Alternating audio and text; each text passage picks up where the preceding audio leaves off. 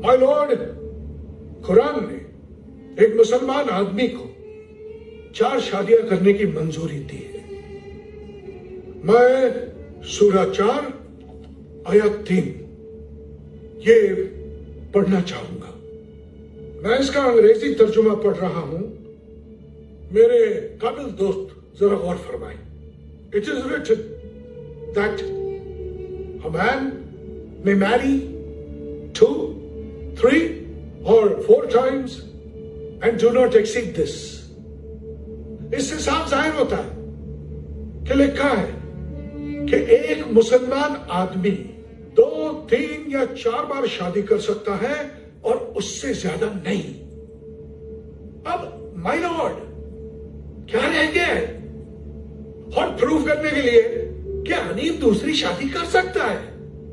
हम जानते हैं कि सारा और हनीफ मुसलमान है, दोनों पर शरिया लागू होता है, वो कुरान शरीफ के खिलाफ नहीं जा सकते। माय लॉर्ड, हमारा भी तो यही कहना है कि ये दोनों ही कुरान शरीफ के खिलाफ नहीं जा सकते हैं, लेकिन हमारे काबिल वकील ने सूरा 4 आयत 3 की सिर्फ 2 ही पंक्तियां पढ़कर सुनाई है। हम आगे की पंक्तियां पढ़कर सुनाना चाहते हैं, जो अक्सर लोग समझना और पढ़ना नहीं चाहते। एडवोकेट पठान, गौर फरमाइएगा। हेलो,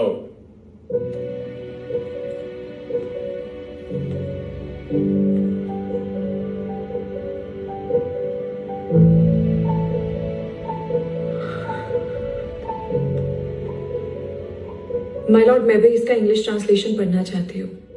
इफ ये fear that ye shall not be able to treat justly with the orphans, marry women of your choice, 2 or 3 or 4.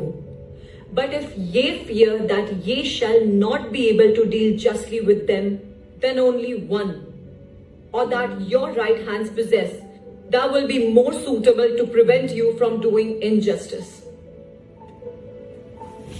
My lord, Quran शरीफ ने निहायत अहम मसले पर रोशनी डाली है। हाँ, एक से ज्यादा निकाह करने पर मंजूरी तो दी है, मगर उसके लिए कुछ उसूल और शर्तें भी रखी है। माय लॉर्ड, हमने अपनी सहूलियत के लिए सिर्फ 4 निकाह की मंजूरी को जहन में रखा, मगर उसके उसूल और उसकी शर्तों को बड़ी आसानी से नजरअंदाज कर दिया। एडवोकेट पठान, हम आपको बताना चाहते हैं कि ये जो 4 निकाह की मंजूरी दी गई ना, इसके पीछे बहुत ही अहम सामाजिक वजह रही है।